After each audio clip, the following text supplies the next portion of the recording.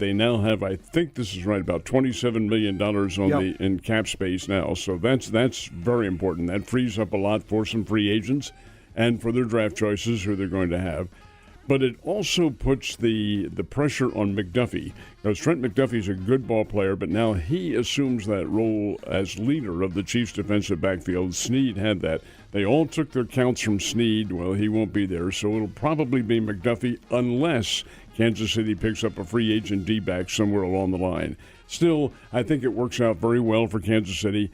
It's a deal that everybody knew was going to happen if Kansas City could make it. Did they get a lot for him? Not really. A 7th-round draft choice and a 3rd-round draft choice. The 3rd-rounder is like about 2 or 3 years from now. But fact is, they freed up cap space, and that is very important for them. Were you surprised at all, Alec, about how, in the minds of what most Chiefs fans would look at, L'Jarius Sneed went for very little?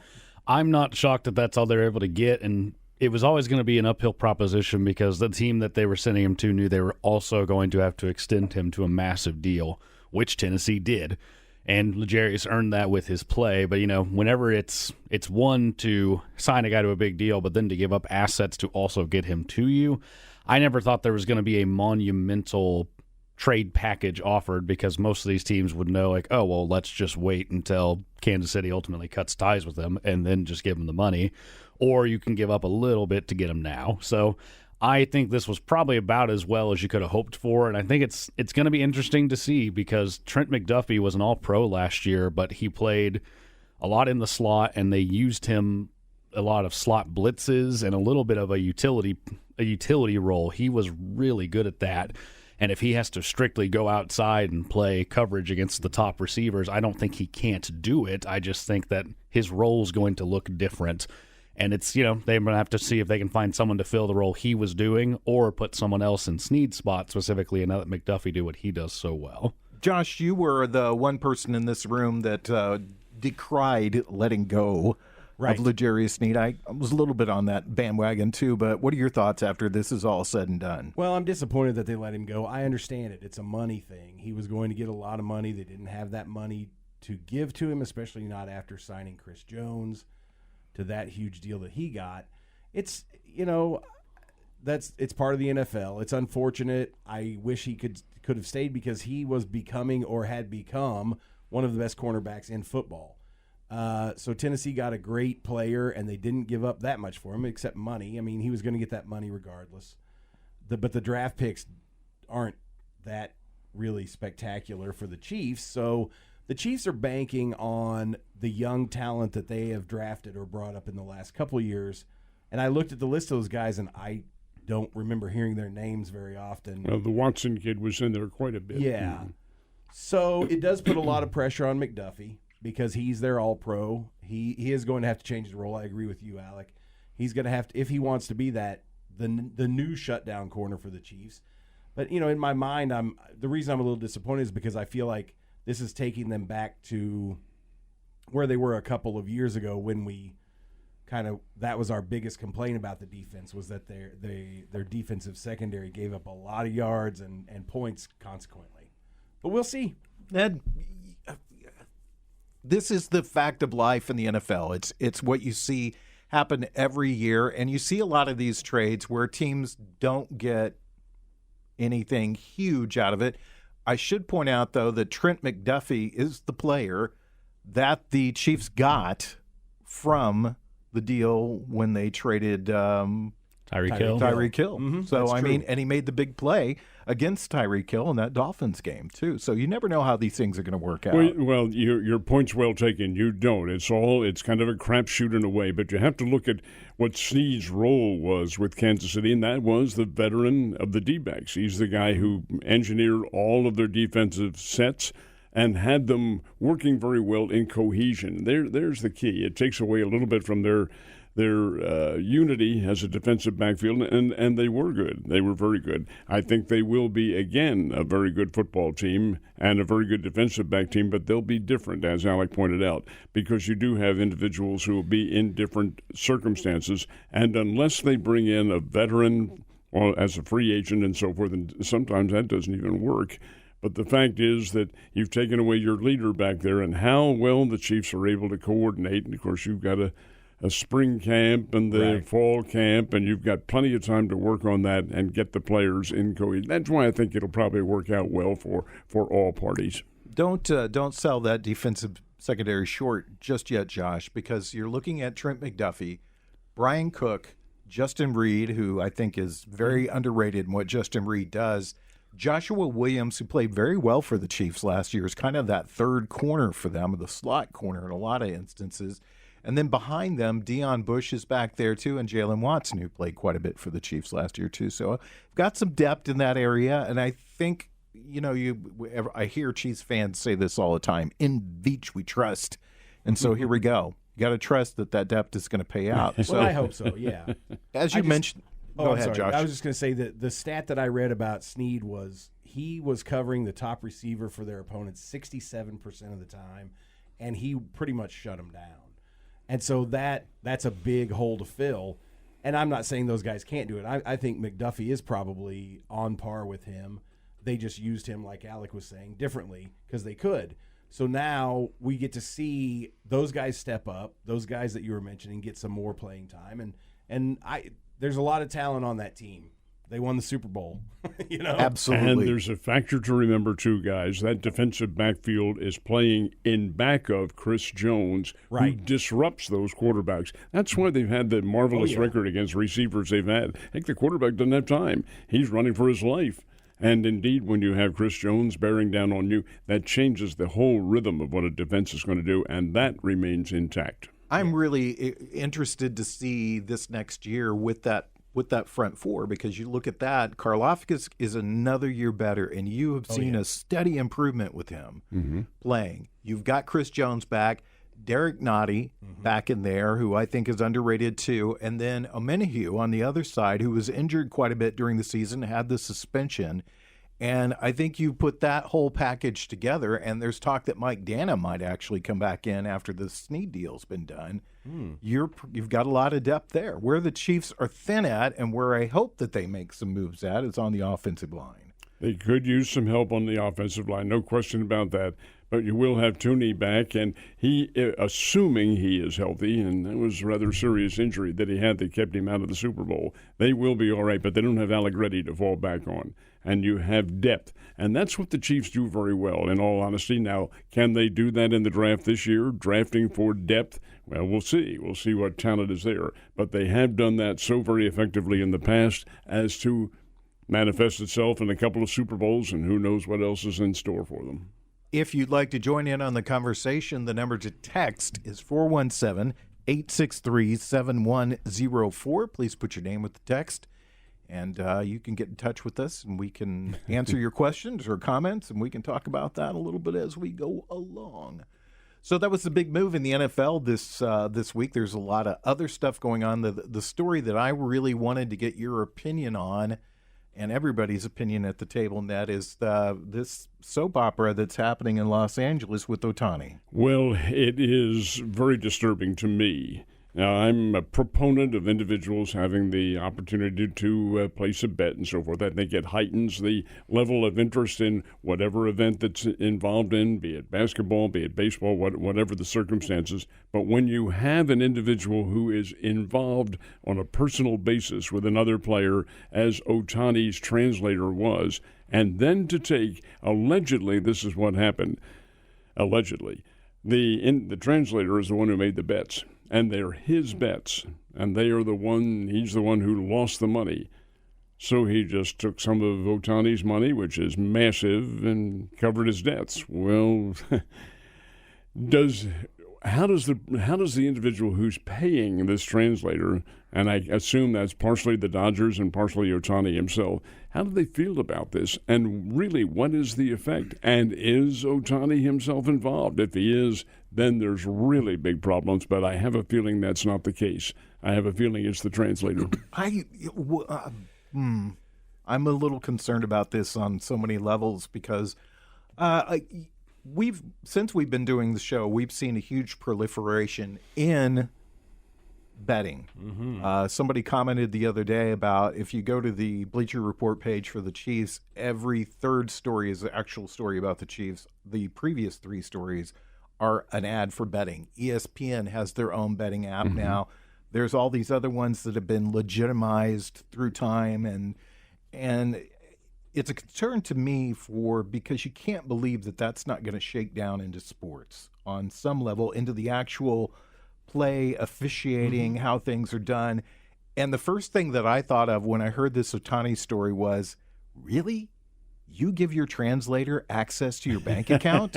Who are you not giving access to your bank account to? Alec, what do you think? You know, that was an initial thought of mine as well, but thinking on it a little more, if you are and it's tough for me to come from it because I am an English speaker, but if your English is a second language and you've got a translator provided to you from the team who, is supposed to have your interests at heart, I would say, maybe they're speaking on your behalf often, perhaps a bank account or something like that is a situation where that would be convenient for you, especially if you are someone like Shohei Ohtani who has so much money that, that's probably one account. And one account got millions of dollars taken out of it, and he might not notice. I mean, I'm not fortunate enough to be in that position, but all that being said, when it's coming out of your account, it's your money paying off gambling debts. It's an immediate red flag, and the right investigations will be done. They're already underway. Everything I've seen seems to think right now that unless something drastic happens, Ohtani's not going to face any discipline while the investigation's ongoing.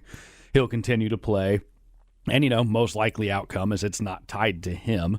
But we just don't know yet. We're going to have to let the investigation play out and see. But it's strange. It's a very weird circumstance. We haven't seen anything quite like it. And I just hope that all athletes involved are clean, and so that there's no stain on any style of the game. Alec, the point is that it has happened in the past. Now, I'm old enough that I remember the big scandals back in the late 40s and early 1950s. They did not involve baseball. It was basketball, college basketball, to the point where Kentucky, sainted as they are, shut down their program in 1951. Wow. They didn't have anybody who was specifically involved as such, but most of it involved Madison Square Garden in New York. That's where all the bookies and all the betting took place and so forth. And college basketball was the hub back then. Well, betting came to the fore. A couple of big-name programs back there completely abandoned their whole concept. CCNY dropped it altogether. Long Island University recently came back to be a D1, but they were involved in it. New York University, NYU, which was big time, had to suffer the consequences, and Kentucky dropped theirs. All right, that was in 1950. It resurfaced again in 1960 when St. Joe's in Philadelphia was involved in a cribbing circumstance. And what it was throwing points so the gamblers could cover things. It happened more recently in the 1980s with Boston College. They were involved in it. So it has reared its ugly head. And in football, basketball. Let's go back to the NBA, where the referee, Mr. Donahue, actually was, and I love the commissioner coming out, it's isolated case. He's the only one. What kind of nonsense is this? His nose was growing when he said that, yeah, too. It had to be. I mean, how can one referee be involved in something like that himself? Well, it's absurd to think that. And then the guy gets his legs broken in jail. Does that tell you something? So it is involved, and this is one of the byproducts of having gambling. But by the same token, I think it's going to be here in Missouri in time, and maybe this year, maybe within the next 2 or 3 years. It has to be. It's part of every other state law, so why not have it here? And I'm of the opinion that the more you have it, the more it's involved in the public eye, that the less those circumstances are going to happen. Maybe that's a Pollyanna way of looking at things, but I really feel like if you have more people involved, the less circumstances of the ill nature are going to take place. We often disagree. I disagree on that because I just think the more that something's out there, the more it gets legitimized. I agree. The more that everybody says, you know what, that's okay, I can do that. And one of the big things that we talk about in this show pretty frequently is ego plays into a lot of things, where guys are like, what's it going to matter if I throw $1,000 down on this game tonight or whatever? And then before they know it, they're in over their head. Let me ask you this, and we'll get all your opinions on it. Let's just say that the worst case scenario comes back, that it is Ohtani, that he's been involved, that he was actually making the bets, and this guy is just taking the fall for him, that the MLB does their investigation. First of all, can we trust anything that MLB says? Because Ohtani's their poster boy. He's the poster boy for baseball right now. That is a conundrum. What are your thoughts, Ned? I hope that doesn't happen. I do too. If it did, I really don't have an answer. I think baseball would have an enormous stain on the whole program if that were to be the case, just as the NBA referees had an enormous stain when Donaghy was convicted and put in jail for his alleged part in gambling. It would, and you date back into history. You mentioned Kentucky dropping their program. Boston College had to reduce theirs. Other colleges have paid the price for that. But in baseball, having had, you had the Black Sox scandal in 1919. And you have Pete Rose. And you have Pete Rose. I just would hate to see Ohtani fall into that category. So rather than give you a definitive answer, I don't know, Joe, as to what would happen. I hope it doesn't. Alec, your thoughts? I feel like they've been so harsh with Pete Rose and throughout all this, throughout all this time for his gambling, and that's another conversation of whether that's valid or not, of how they've kept him out of the Hall of Fame, et cetera. But, if I feel that the standard would have to be upheld is what I'd hope to see. I know Ohtani is the face of not just baseball here in America, but baseball in Japan, but baseball over the world. In the world, he's arguably the most famous athlete worldwide. He's up there with the likes of Cristiano Ronaldo, things like that. Lionel Messi's of the world. So, they would not want to bring the hammer down on him, but this has been an organization that has brought the hammer down hard on these types of instances before. So if it were that, which, I have a hard time imagining it gets to that point. Even if he was involved, I would think that they would have covered it up by this point. But I'd hope they would bring everything to force that they could, because that's been their standard before. Going to throw a corresponding circumstance for you guys to explore. Now, you don't want this to happen. It has to Pete Rose, and there's been a lot of controversy about Rose. However, the penalty stuck. Let's move it over to college football. And the NCAA says, we can demand the death penalty to that program. Do you know how many times the death penalties happened in the NCAA? Once. And there have been circumstances in the NCAA where the penalties, or the infractions, I should say, were much more egregious than what Southern Methodist did. Yeah. But they haven't put it together because it was so damaging. This would be very damaging to baseball. Well, the one unforgivable sin in baseball has always been gambling. That was the establishment of the commissionership, was over the 1919 Black Sox scandal. Those guys were exonerated in court, by the way. They were found not guilty, even though they probably were, but Kennesaw Mountain Landis said, they're guilty. They'll never play baseball again. And that has stuck with, the only one that would have been a Hall of Famer was Shoeless Joe Jackson. Say it ain't so, Shoeless Joe. Right. The Pete Rose thing, Pete Rose said once, and I tend to agree with him, I just committed the wrong crime. If I had been a murderer or a drug addict, I'd be in the Hall of Fame. And he's right. He is right. But gambling is that's the one thing that the integrity of baseball will not take. And so that's why this is getting so much press. That's why this is such a huge thing, because you're talking about the face of world baseball right now with Ohtani, and you're talking about potentially he is involved in gambling on baseball, I assume, because if he was gambling on football games, who cares? But so, yeah, they have to be thorough. They have to decide how much integrity they're going to maintain. That's my problem with professional sports these days anyway, is a lot of times they set their integrity aside because there's so much money that they don't want to lose. And that's my fear in this situation. They have a lot to lose if it turns out he was gambling, they have a lot to lose. They have a worldwide following that they would lose, because think of the public the dissolving of the credibility that the public puts in sports. If this is found to be the case, and I don't think it will be, but if it was, and you have Joe Fan in Timbuktu or another one in Albuquerque or whomever saying, well, why should I follow baseball? It's fixed. Why it's rigged, and you have these gamblers involved. If that would be the worst possible sin, is when the public credibility and the public allegiance to that sports is damaged. Absolutely. We'll talk more about sports. If you've got something you want to comment with us, 417-863-7104. That's the text number. It's Ned Talk on 104.7 The Cave.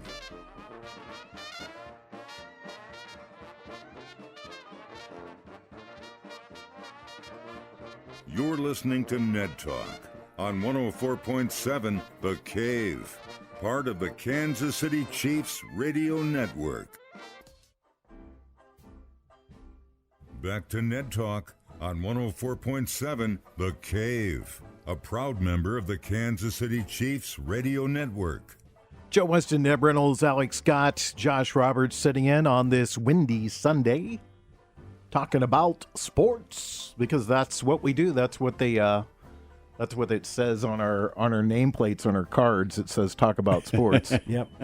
Oh, there's something going on we need to talk about, right? It's the NCAA tournament. It is not a good time to be a blue blood, right, Ned? Well, the blue bloods are a vanishing species, as it turns out, although there still are some remaining. But when you see Kansas and Kentucky out of it, and in all honesty, neither surprised me at all. Kentucky had a very inconsistent year, and Kansas, while they were number one at one time this year, has had such significant injuries to their team as to really lessen their capabilities, and I think it showed. It showed in the games with Gonzaga when they played yesterday. Here's KU in the game for a while, and then Gonzaga just ran away from them because Kansas didn't have the depth to be with them. And Kentucky just has not been all that part of it. But who's still in there? Duke, North Carolina, Connecticut. These are all blue blood basketball teams, and the one who I think has probably the best chance, and that's Arizona. They're really, really a top-notch, powerful basketball team that's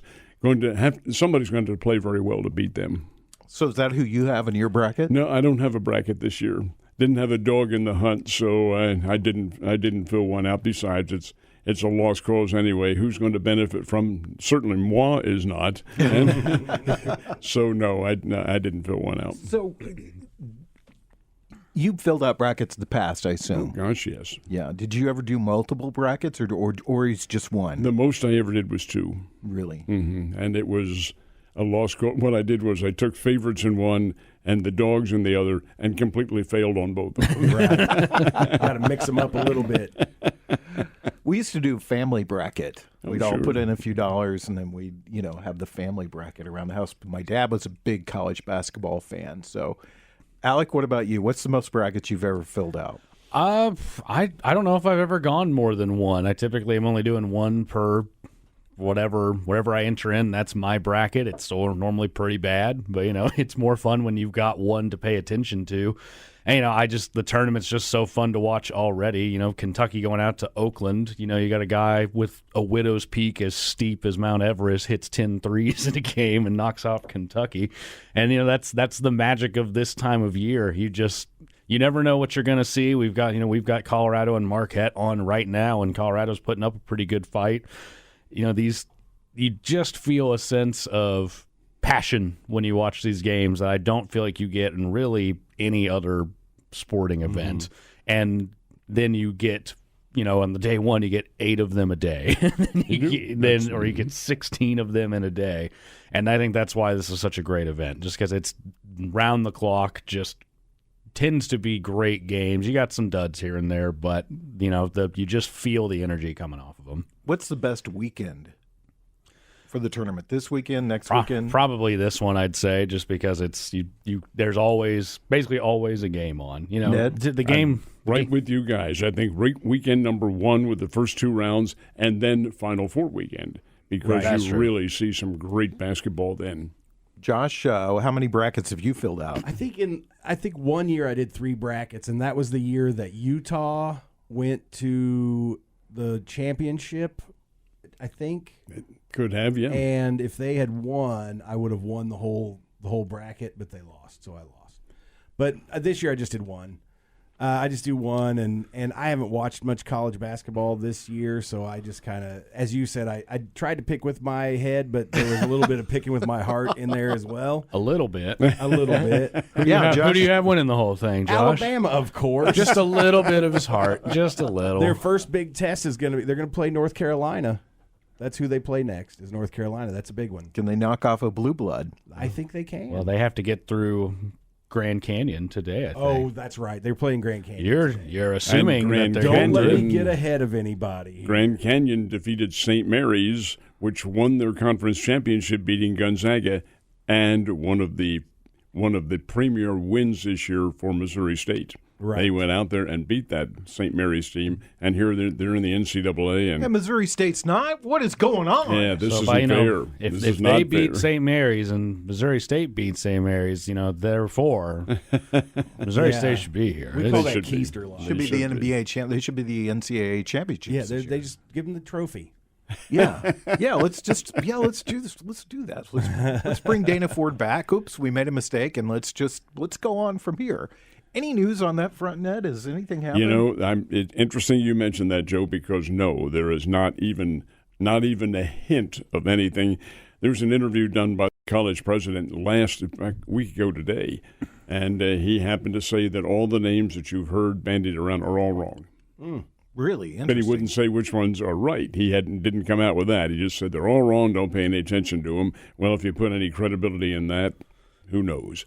So no, there has been nothing mentioned, and that really isn't a tremendous surprise, Joe, because the season's still going on. And while it would be well to be able to name a coach right now, some of these candidates may still be working, and that would be against the protocol of the profession. You said the president spoke on it, new or old? Say it again. New or old Oh president? no! This is the current president. Oh, so it's not the new president. He's not stepped in and said anything up to this point. All right, it is an exciting weekend for college basketball. It's exciting to watch these games, and there's a lot going on. Who do you have picked for your winner, Alec? I've got UConn going all the way. Ugh. Yeah, they've looked good. Though I'll admit my bracket was an autofill. I got it in at the last minute under the gun, and I didn't have time to fill it out all on my own at that moment. So I picked one of the autofill options, and I haven't really looked at it any closer than I know who I have winning the whole thing. I plan to tune in after each round and see how I'm doing, and if I happen to win with this, I will never fill one out on my own again because because I've never won one on my own before. So if the autofill can win it, why not go back to that well? So Josh is Alabama, you are UConn, and you are Arizona. I'm saying Arizona has a great chance. I haven't really picked the winner. UConn is a really, really solid basketball team. There are several of them. Tennessee has an outstanding basketball team. Yep. So, again, it could go. A lot of it has to do with the matchups. And these teams differ so much. For instance, I'll give you an example here. Houston is playing today. Houston's playing Texas A&M, and they've already played once this year. And Houston beat them by 4.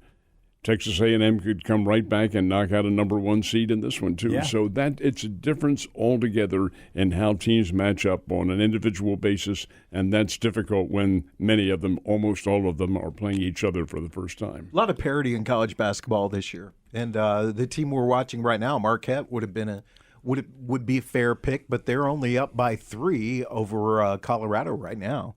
All right, I'll throw my name in here, too. I'm going to say Purdue. Purdue. Nice.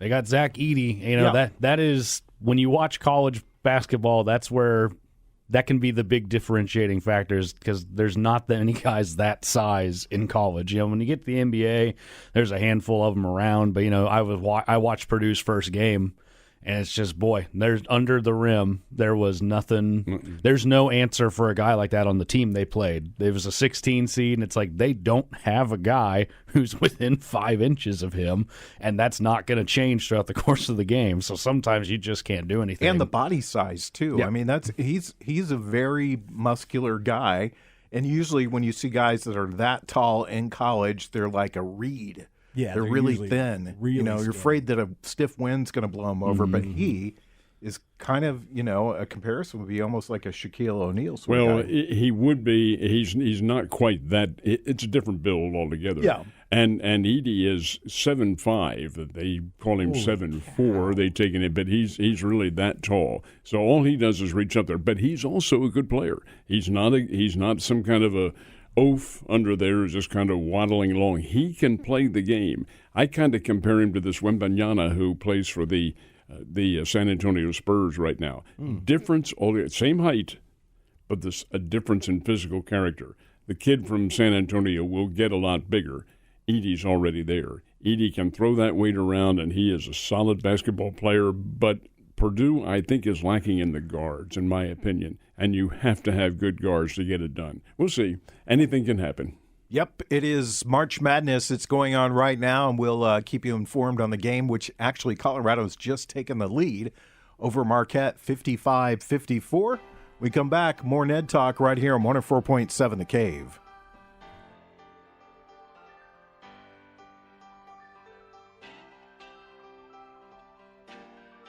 You're listening to Ned Talk on 104.7 The Cave, part of the Kansas City Chiefs radio network.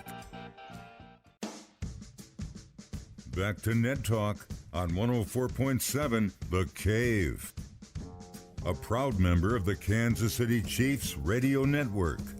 Ned Talk with Joe Westen, Ned Reynolds, Alex Scott, Josh Roberts. If you want to get a hold of us, you can text us at 417-863-7104. We'll try to answer your question or read your comment on the air. Please put your name with that. We got one more college basketball story let's cover just briefly before we get on to the talking about baseball, and that's the Kim Mulkey story, which I find interesting because I've never seen someone come out and say, if you print a story about me, I'll sue you. So I'm a little puzzled by this whole thing. She had a news conference yesterday and was animated in her news conference about it. Well, that's Coach Mulkey. She's very much a firebrand. Quite obviously, everybody knows this. She has the national champion that she's coaching, LSU, who probably won't repeat this year. But she must have the only thing that comes. How could she make that statement, I'm going to sue, unless she knows fully well what the subject matter is going to be, because it hasn't been printed yet. But it will be. That's just it. It's going to be printed in the next week or so. But this reporter who's doing it has followed her around for 2 years and apparently has individuals, subordinates who have been there to follow her when he's not able to. And that's who she's after, this individual right here. How can she make that statement? Well, unless she has definitive proof, she can't be, because she said she's going to sue the organization. But you have to understand, that is Coach Mulkey.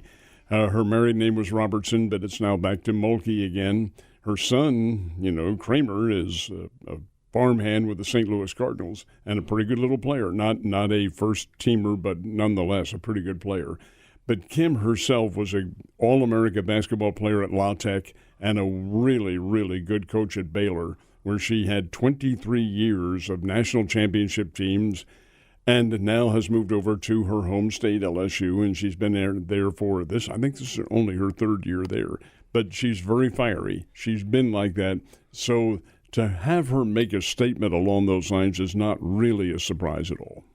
And we just point out that the author of the story is a Pulitzer Prize winner, and they just don't hand those out to anybody. So, let's talk about that for just a second. Anyway, let's get to baseball. More exciting stories. The Cardinals get underway this week, and Alec, I guess I'll start with you. They who do they start with?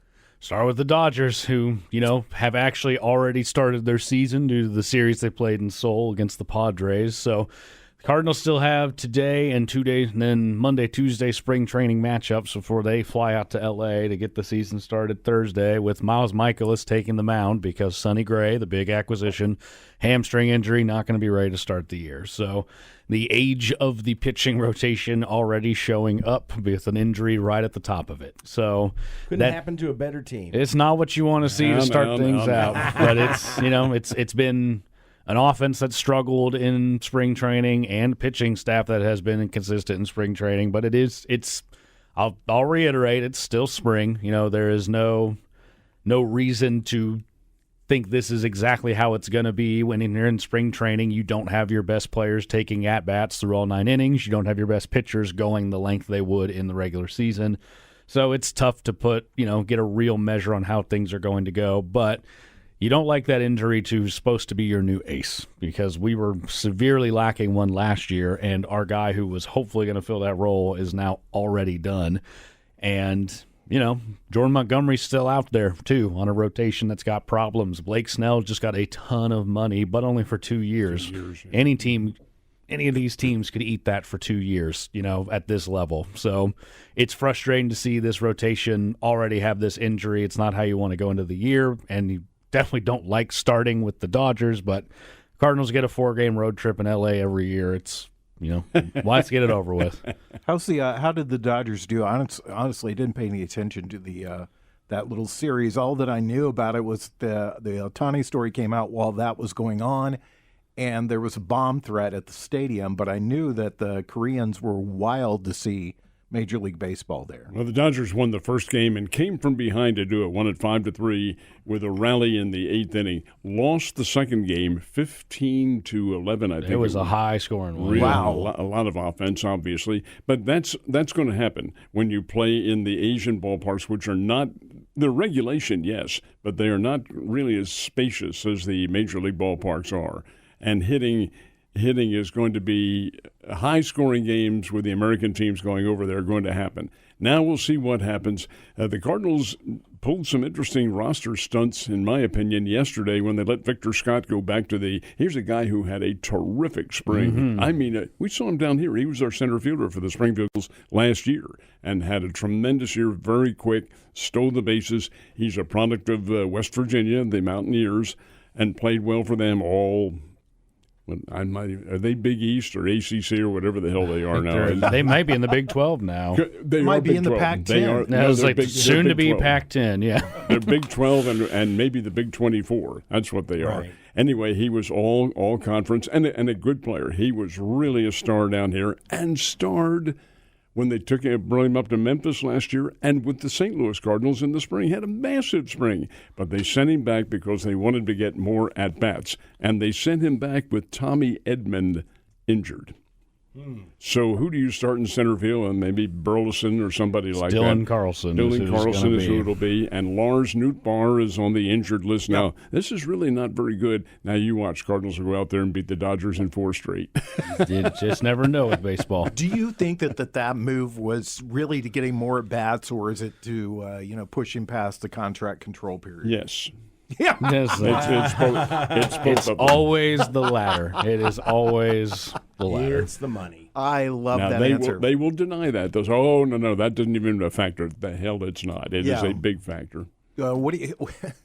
What's your prediction on Jordan Montgomery? I mean, Alec alluded to it. Blake Snell, not a long contract, 2 years, $64 million, I think $32 million a year, and they have the same agent, Scott Boras. So you got to think that somebody else is looking at that and going, can't we do the same thing? Well, Mr. Boras is the one who holds the trump card here, and he's the one who gives the player, although I think in the case of Blake Snell, Mr. Snell said, no, let's take this one because I want to play and they're going to give me pretty good money, and Mr. Boras said, all right. But in the case of Jordan Montgomery, he is obviously asking more than teams want to pay him. He's been dangled before the Boston Red Sox. He said he prefers to go to the northeastern corridor of the United States. That's where his wife is. But nobody's made any deal for him. Nobody's offered to pay him. Again, are they asking that much that it's prohibitive? This guy is a good pitcher.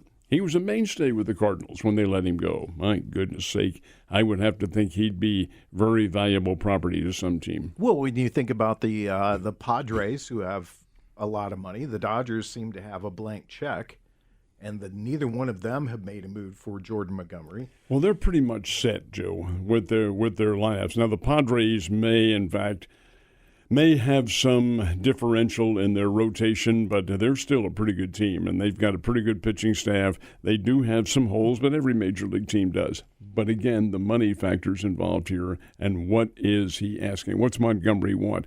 And again, where does he want to go? That figures into the mix. Well, the Yankees supposedly are flirting with him once again, but I don't see them spending the money, even though that Garrett Cole's gone now for 2 or 3 months, it appears to be. I think they've shortened that now to about a week and a half, not a week and a half, but a month and a half or something like that. Last I'd seen, it was up in the air, and they were still doing scans. I'm shocked he hasn't ended up with New York, because I feel like, at this point, if he's asking for Blake Snell money, that's unreasonable, because you're talking about the reigning Cy Young winner, and Jordan Montgomery's no slouch, but he didn't just win the Cy Young. Mm-hmm. So he needs to his money needs to come in south of what Snell earned. But if he's trying to hold firm until he gets that, I would think he's going to be waiting a while. Are you paying attention to the Cubs yet, Josh, or are you waiting for the season to begin? Oh, I've looked at their roster and looked at their record in the preseason, but that's about it. Spring training, I'm excited for the season, and I think the Cubs will win that division. Really? Yeah, I think they will. I think except Pittsburgh, I think any of them could. The NL Central's just as long as they completely beat the wide Cardinals, open. I don't really care. So that's where I'm at right now as a fan. I was watching SportsCenter this morning before we started the show, and they showed that kid that plays for the Cincinnati Reds, and he took an inside-out swing opposite field that should have been a pop-up, if on a normal baseball would be a pop-up to the shortstop, and it went out of the park. Oh, wow. I think Cincinnati's the team to beat there. They have some very, very nice young talent on that ball club. Whether or not they're built to be able to withstand 162 games and then get into the playoffs, that remains to be seen. But yes, from that standpoint, they are a power ball club, just as Cincinnati always has been. Do they have the pitching to maintain that? And therein lies the key. Reds have a nice ball club. There's no question about that, and they will be a force. It'll be interesting Thursday. All the teams begin, right? Every team. It's a shotgun start for everybody on Thursday, right? Everybody plays, yes. Mm-hmm. And it'll be interesting to see how it all plays out during the course of the season. Real quick, Ned, let's get your picks. Let's start with the National League Central. Who do you think's going to win that? Well, I'm a homer. Although 20 games under 500 and to rally and come back and be a contender, I think is an awful lot. So I'm going to have to cast my vote for Cincinnati. I think the Reds win. Okay, NL West. The Dodgers.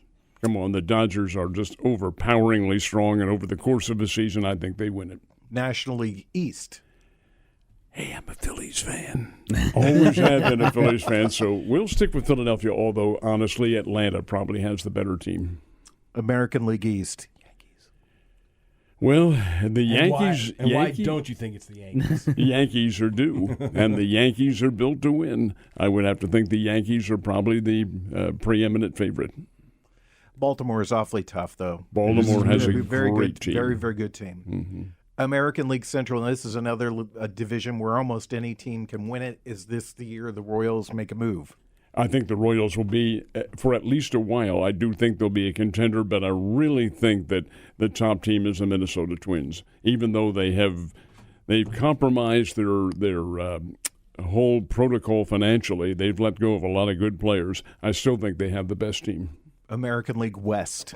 Well, Texas Rangers, after all, they're the defending champs, and I think they probably are built to withstand everything that goes on. Seattle Mariners are always up there challenging, but I think Texas wins. You got the Astros there, too. I mean, and the Astros are good. You got some really good teams.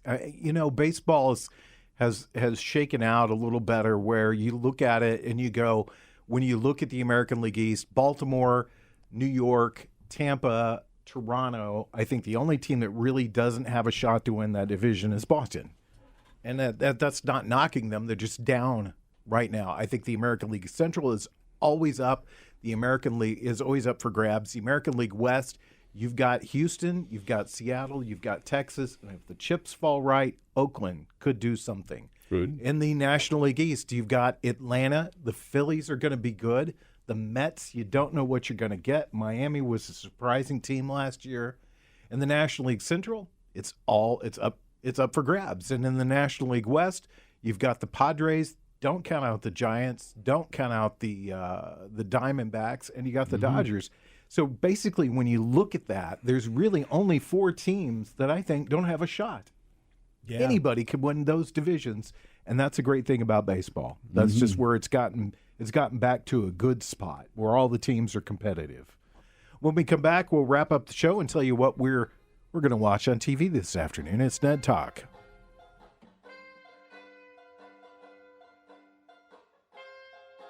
You're listening to Ned Talk on 104.7 The Cave, part of the Kansas City Chiefs radio network.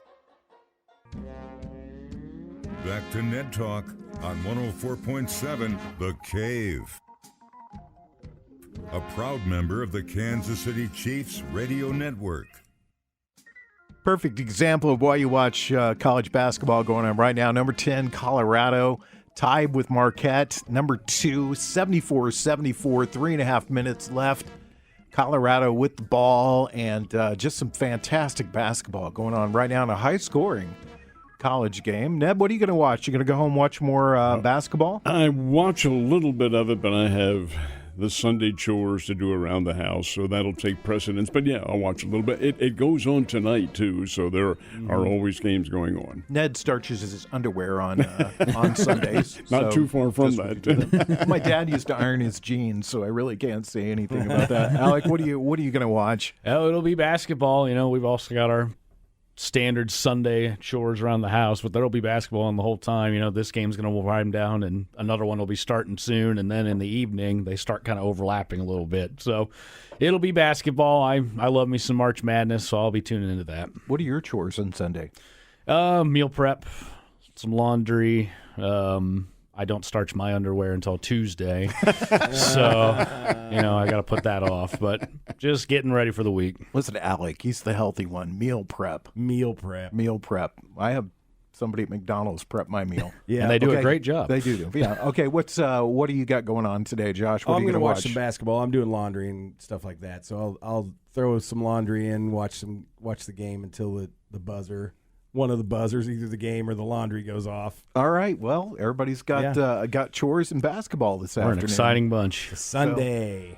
It's Ned Talk on 104.7 The Cave. Thank you for listening. If you want to download us as a podcast, you just thought, wow, I missed something really interesting there, then you can download it through our website, through your Cave smartphone app, or you can search out Ned Talk wherever you download your podcast app. Thanks to Brian Timble, Corbin Campbell, if I can say people's name, the intern, and Nick Fury. We'll see you guys.